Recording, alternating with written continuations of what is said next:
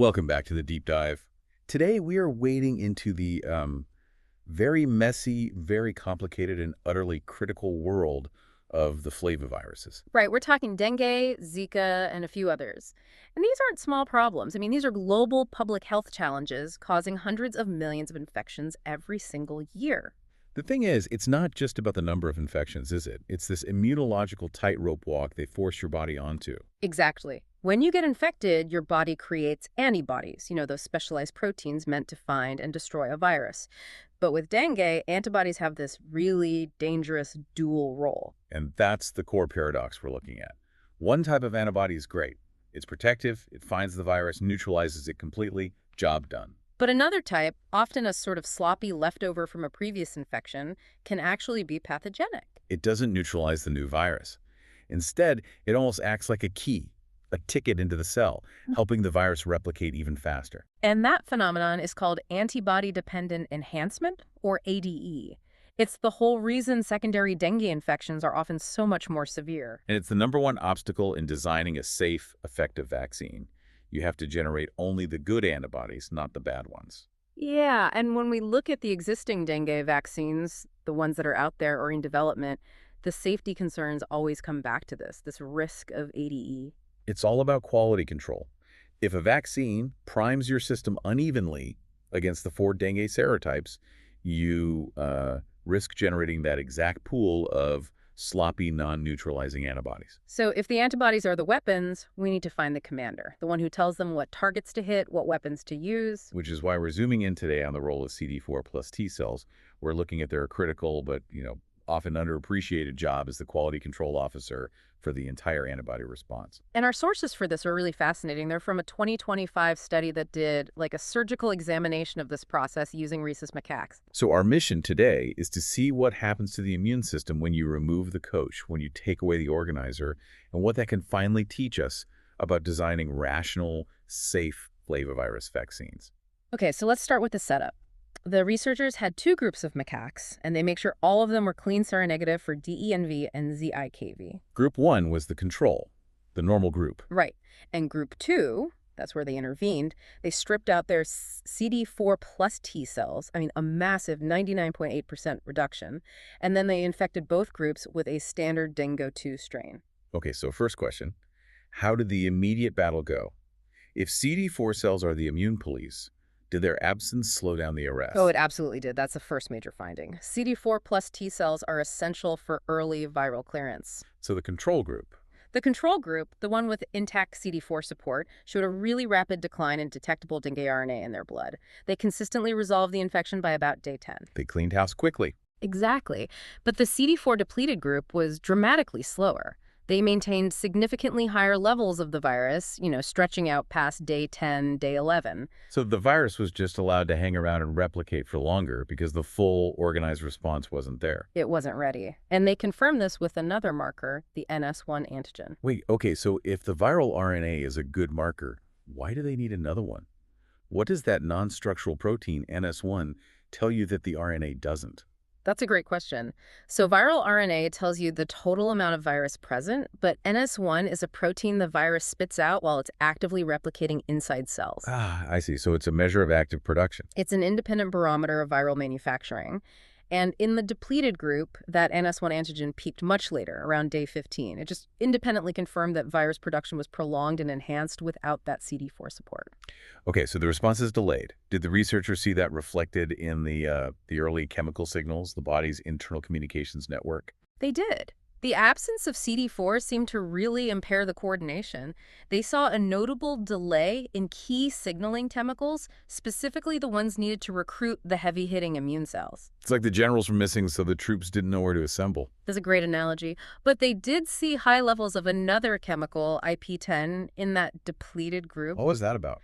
That's the body panicking. The thinking is that because the controlled, targeted, T-cell-driven response was impaired, the body just compensated by triggering this huge, nonspecific innate immune activation. So it's the immune system just throwing every resource it has at the problem because the specialist team failed to show up on time. Pretty much. So the early fight was clearly compromised. But the real failure, the long-term risk, is what happens next. The creation of durable, protective antibodies. Humoral response. And this is where that quality control failure just becomes so visible. The antibody factories, they essentially ground to a halt. Both IgM, that's the body's quick temporary antibody, and IgG, the durable long-term one, were both lower and delayed in that acute phase. In fact, it took the CD4 depleted animals an extra 45 days just to generate an IgG response comparable to what the control group made right at the start. And this delay points to a breakdown in something called isotype switching, right? For anyone listening who maybe isn't studying for an immunology quiz, can you break that down? Sure. Think of your B cells like factories. When an infection starts, they produce IgM. That's like quick-setting cement, fast, broad, but temporary flood protection. Okay. Isotype switching is the process, and it's driven by T-cell help, where those factories switch production to IgG. That's the refined, high-affinity, durable structure that's meant to last for years. So without the CD4 quality controllers, the factories just didn't get the memo. They didn't switch from temporary fixes to long-lasting fortifications. Yeah. Precisely. Yeah. And they looked specifically at IgG1, which is the subclass in macaques that's associated with the best neutralization. They saw a significant delay there. The controls, guided by their CD4s, got to the best weapons faster and stronger. But here's the real surprise, right? The B-cell paradox. The response was delayed and lower, yet the study found a significant early expansion of activated memory B cells in that depleted group, starting around day 7. Yeah, that's the aha moment. So if the T cells weren't there to organize them, what on earth were these B cells doing? This is where the immune system goes T-cell independent. In the absence of that structured CD4 help, the B cells likely went through a much less efficient T-cell independent activation pathway. Meaning they expanded early, but they didn't have that T-cell guidance to sort of push them toward high-affinity maturation. That's it. So instead of a slow, careful development of a highly trained elite B-cell squad, The system just signed up 1,000 low-quality recruits right away. it prioritized quantity over quality, speed over specificity. And this noisy repertoire had long-term dangerous consequences, especially when we look at that NS1 protein again. Right, this is where the quality crisis really shows itself. What happened to the anti-NS1 antibodies long after the virus was gone? The persistence was just striking. Yeah. Anti-NS1 IgG levels were significantly higher in the CD4 depleted animals at 90 days, and they persisted for an entire year, only in this group. Which suggests a fundamental defect, right? A failure in establishing quality-focused B-cell memory. The immune system was holding on to antibodies that weren't the most effective. And what we hold on to determines what we're ready for next time. Did this noisy B-cell activity make the antibodies more cross-reactive? It did. When they tested the serum 300 days later, the depleted animals showed higher binding against all 4 dengue serotypes 1, 2, 3, and 4. They were particularly cross-reactive against the ones they weren't infected with, DNV1 and DNEV3. And it didn't stop there. Their binding to the ZIKV NS1 protein was also significantly higher. Okay, so they created these broad-spectrum antibodies. They bind to everything. But the crucial question is, did they actually neutralize the virus? And that is the difference between quantity and quality. Early on, the answer was a clear no. At day 15, neutralization against the infecting DENV2 and a different serotype, DENV4, was significantly lower in the depleted group. The quality was lagging badly. But there was a compensatory effect, wasn't there? Yes, a very, very delayed one. By day 300, the T-cell deficient group actually caught up. In some cases, they even surpassed the neutralization capacity of the controls. So they eventually got the job done, but it took nearly a year through this long, slow burn maturation process. And we have to look at the cost of that messy pathway, the risk of antibody-dependent enhancement. This is the smoking gun, isn't it? It is the most critical finding for anyone developing a vaccine.